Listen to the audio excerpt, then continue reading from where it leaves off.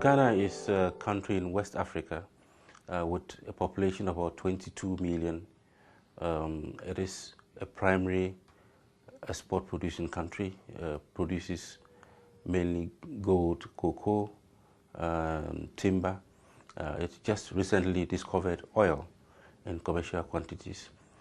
Ghana is now a lower middle income country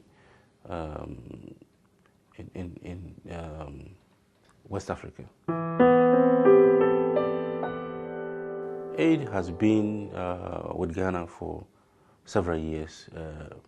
In the 60s, it wasn't too significant, but then in the 70s, 80s, and much more relevant in the 90s and beyond, it's been quite significant. Aid per capita is about $10 per person. Aid accounts for quite a greater proportion of the national budget. Over 40% of the national budget is accounted for by aid. Aid has funded many projects, programs in Ghana. So I would say aid is very relevant. It accounts for about 10% of GDP of the country. The Paris Declaration was basically based on 5 key principles, mainly to ensure aid effectiveness. So some of the principles include harmonization of country policies and strategies, alignment to country systems, mutual accountability, ensuring development for resource, and the others.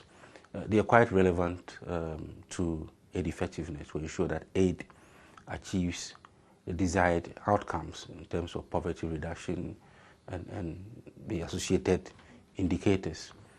So all of these are quite relevant. The aid process has ensured a lot of dialogue between government and the government officials and the donors and even civil society. In the past, there has not been much dialogue. Aid has been perhaps between government and donors, but much more recently, there's a lot of civil society involvement.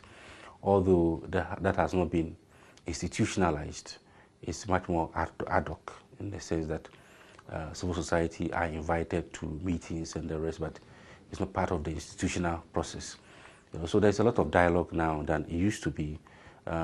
Development strategies of countries are now being used compared to the past where donors come with their own strategies. Now you develop your poverty reduction strategy and then the donor will support the development strategy. So it is much more better. Where we have a challenge is mutual accountability. As the word suggests, it has to be mutual.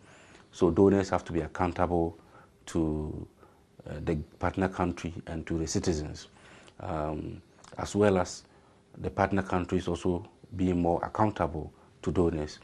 But it has been skewed towards partners accounting to donors, but the other aspect has not been too well done.